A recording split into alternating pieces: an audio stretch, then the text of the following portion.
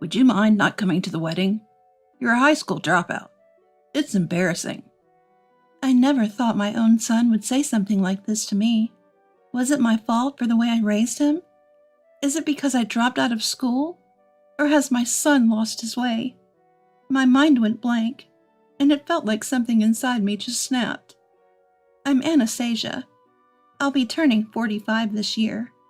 You could say my life has been a turbulent journey. When I was 7, my parents passed away in an unfortunate accident. They had been in a bike crash, and by the time I got to the hospital, they were already gone. To be honest, I don't remember much about that time. The feeling of being left behind was more overwhelming than the sadness. My grandparents and relatives took care of the funeral arrangements. I just sat there. I held the doll my dad bought me and wore the hairpiece my mom made, just sitting like a statue. Then I was taken in by uncle and aunt.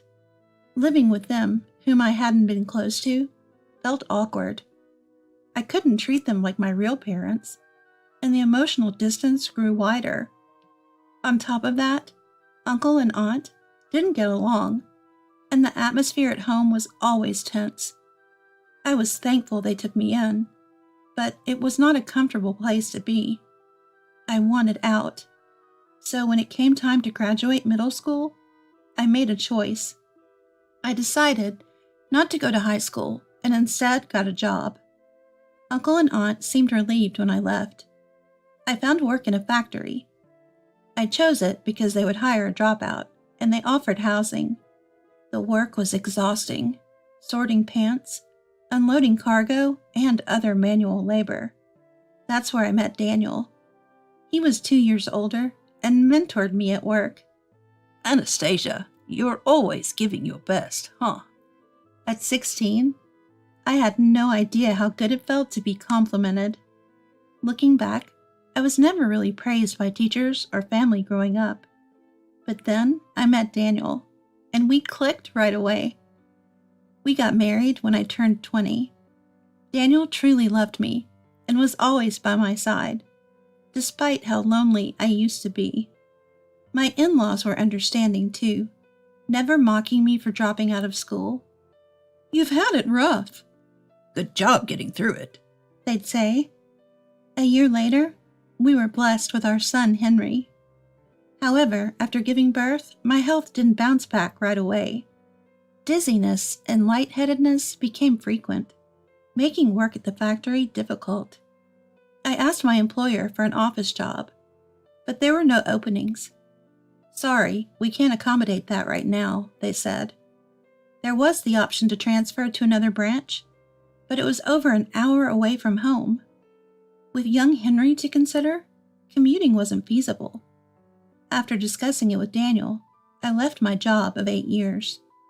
"You've done your part, Anastasia. You should rest now. I'll pick up the slack." Daniel reassured me. Daniel was indeed working his tail off, just like he said he would. Not only that, he was considerate of my poor health and willingly stepped up to handle childcare and housework. Tragically, Daniel fell ill and passed away when Henry was just 4 years old. More than grief, I felt a strong sense of responsibility. Daniel was gone, and it was up to me to raise Henry on my own. I started job hunting right away, but with no qualifications and a dropout status, nobody would hire me. I was desperate. Maybe I should have gone back to school for some training, but at that time, I was too preoccupied with raising Henry. While full-time jobs were out of reach, I managed to find part-time work inspecting products at a food factory. With my salary and various allowances, plus Daniel's inheritance, we managed to get by. Our mortgage got covered by personal credit insurance, which was a big relief. Father-in-law and mother-in-law offered us financial help, but it's not like they had money to spare. I respectfully declined. Kind father-in-law and mother-in-law, who always watched over Daniel and me warmly. I wanted them to live their later years without worrying about money. I made up my mind to live on, just Henry and me, From that point on, saying I lived for Henry wouldn't be an exaggeration. I didn't want Henry to feel poor or lonely. If he wanted to watch a baseball game, we went to major league games. If he wanted to go to a tutoring school, I made it happen. Money and time were no object when it came to his needs and dreams. Without a father, I wanted to love him as much as I could. That was my sole focus. I took on part-time jobs and even side gigs to earn a little money. You know what they say, every little bit helps, and it's true. I managed to save up $30,000 from those side gigs over 15 years. When Henry said he wanted to go to college, we were able to send him thanks to Daniel's inheritance and my savings. But most of all, Henry's brilliance earned him a scholarship, which helped a lot. Good job, Henry. I praised my son as much as I could. Henry seemed shy, but happy. He gained confidence, getting academic awards in college and receiving high praise for his research papers. It was wonderful to see. However, Henry started to change, and not in a good way. People are just stupid. Like that guy. He's nowhere near as smart as me, but acts all high and mighty. Henry began to belittle and mock others. He gained arrogance along with his newfound confidence. Henry, you shouldn't say things like that. Mom, listen. Intelligence is what matters in this world. People like me are right. Even towards me, his own mother, Henry's attitude started to change. I figured he was still young, and a bit of arrogance was natural. But then he took a weird turn. So, where did Dad and you go to college? Henry asked me one evening at dinner. Your late dad finished high school, and I dropped out, so neither of us went to college. What? Dropped out?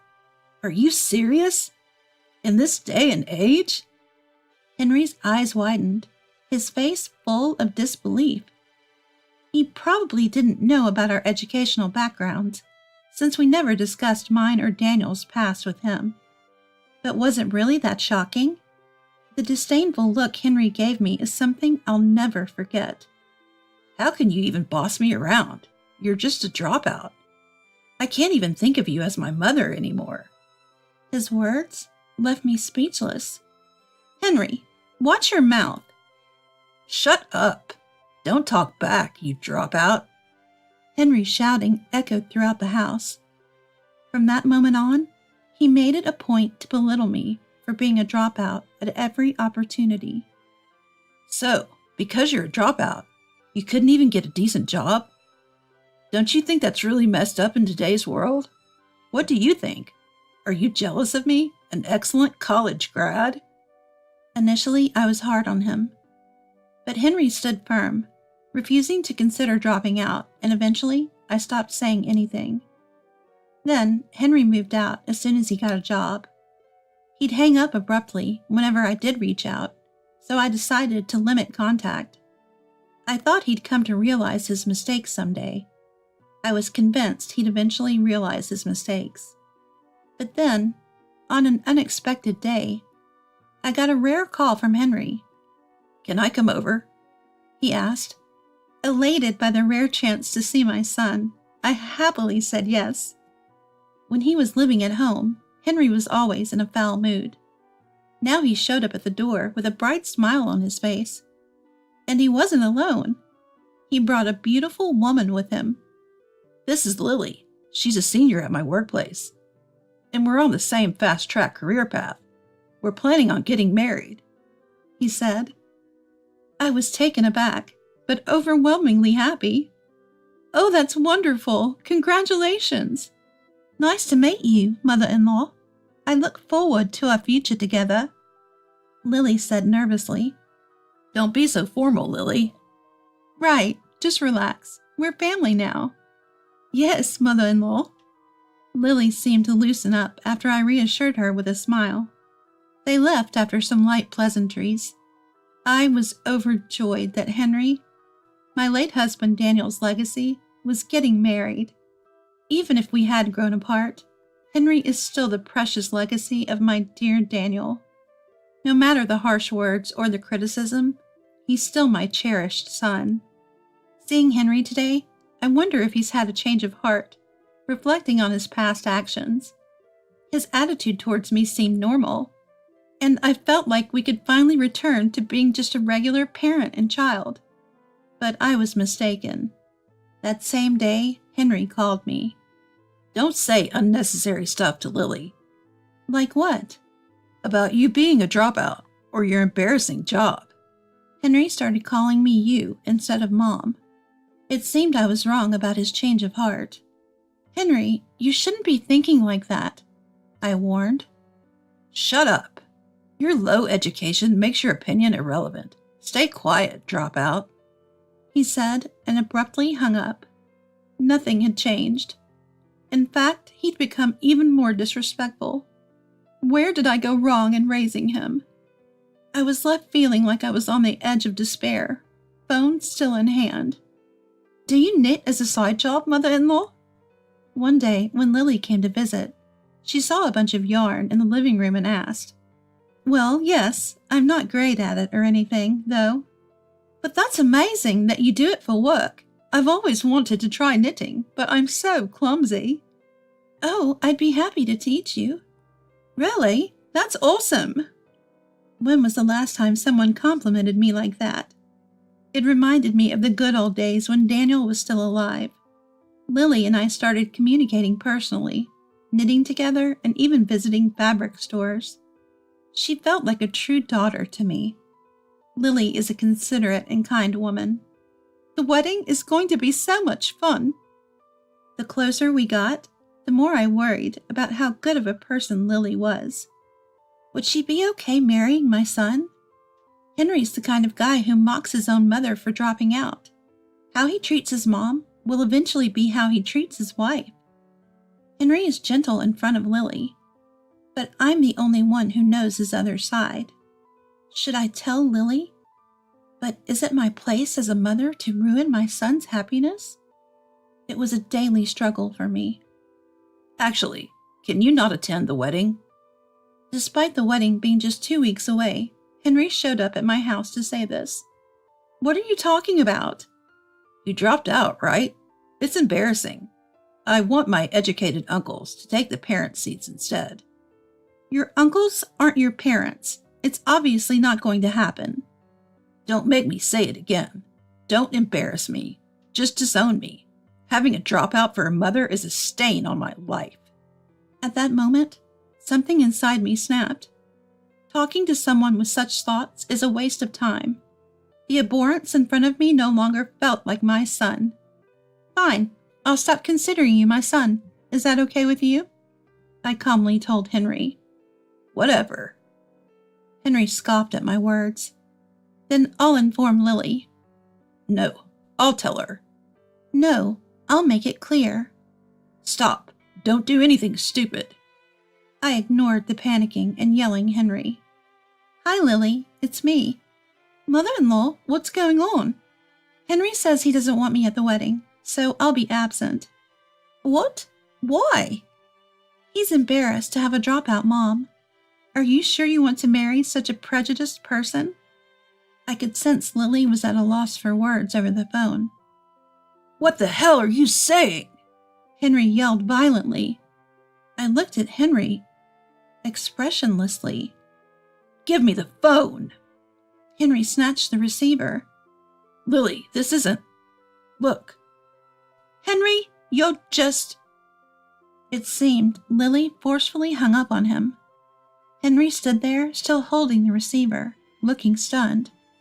Sorry, but this is my house. Please leave. I had no hesitation kicking Henry out in his current state.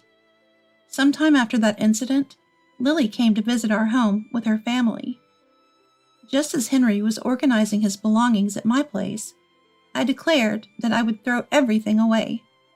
That's when Henry hurried back to his parents' home. Henry was taken aback by Lily's sudden visit. Lily wanted to discuss something important, so she sat down with her family. Didn't you know? I thought you did, so I never mentioned it, but I'm a dropout too. Lily is 2 years older than Henry. Because she was his senior, they'd never delved deep into their educational backgrounds or personal lives. Henry had assumed that Lily, being competent and his senior at work, had a college degree like him. Lily said she lost her father when she was young, and her mother when she was in junior high. After that, she was raised by her grandparents. However, her grandparents were already over 70 at that time. Due to financial constraints, she chose to drop out and work. Fortunately, her current employer was understanding and treated her the same as high school or college graduates. Her grandparents had passed away, and she had told Henry beforehand that her uncle and aunt would attend the wedding. "I'm shocked that you're such a bigot," said Lily. Although Lily spoke calmly, her words were filled with anger. Lily's uncle and aunt, sitting next to her, felt the same. Her uncle Jeffrey scolded. "You're an outrageous person. Aren't you ashamed for belittling the woman who raised you? Who do you think helped you get this far? Why don't you realize that?" Henry, who had never been scolded by anyone else, looked devastated. Lily just watched him coldly. "I can't imagine marrying you. Please call off the engagement," Lily firmly told Henry. "Hold on. Call off the engagement?" Henry desperately pleaded with Lily. "I love you. Don't say things like that." That's when Jeffrey intervened. "Henry, enough is enough. I also ask you to please call off the engagement. She can't marry someone like you. I'm really sorry." "What about the wedding expenses, the cancellation fees?" "I'll pay for half. You'll cover the rest," Jeffrey decisively said. Henry was just standing there, staring blankly. "I'm sorry for staying quiet till now," I apologized. "Please don't say sorry, Anastasia. Can I call you that? I really enjoy knitting with you, and I want to continue learning from you." "Of course." Although Henry and Lily broke up, I continued to be in touch with her. But I cut off contact with Henry. "Mom, I'm sorry." "Henry, there are things in life you can't undo. I've decided to think of you as gone, as if my son is dead. So to me, you're now a stranger." "Mom, don't say that." "Don't call me Mom anymore. You're not my son." Henry broke down crying on the spot. Abandoned by his fiancée, and even by his own mother, Henry found himself utterly alone. But honestly, I didn't feel a shred of pity for him. All I felt was emptiness. Years later. "Oh, Lily, it's been a while." "Anastasia, long time no see." After breaking off the engagement, Lily had transferred to another branch, so we seldom saw each other. She told me she's now seriously dating a man she met in her new city. "We're thinking about marriage, but we're taking it slow." That sounds wise. By the way, do you know how Henry is doing? Finally, I got an update on Henry, whom I hadn't been in touch with for a long time. Turns out, word got out in the company about why we broke off the engagement, and he became a total outcast. People stopped giving him work, saying he's unreliable, for berating the mother who raised him. He was shifted to a do-nothing job. Well, who'd want to associate with someone who'd say such terrible things? "He really regrets what he said to you," Lily said. "Does he? Well, I couldn't care less now. It's really sad that he only realized this now." Even when Lily talked about my son like that, it felt like she was talking about someone else's problem, not mine. In truth, Henry visited our home once after all that happened. He couldn't stand that I wasn't answering his calls or texts. "Mom, I'm really sorry. I want to mend our relationship starting now." Henry bowed deeply, but I couldn't bring myself to forgive him. "It's too late. Give it up." With those words, I sent Henry away. The last lesson I could offer as a parent was the harshness of the world. Since then, I've remarried. "The tough times you've been through, let's turn them into happiness moving forward," Matthew told me, accepting all of my past. I'm incredibly happy now.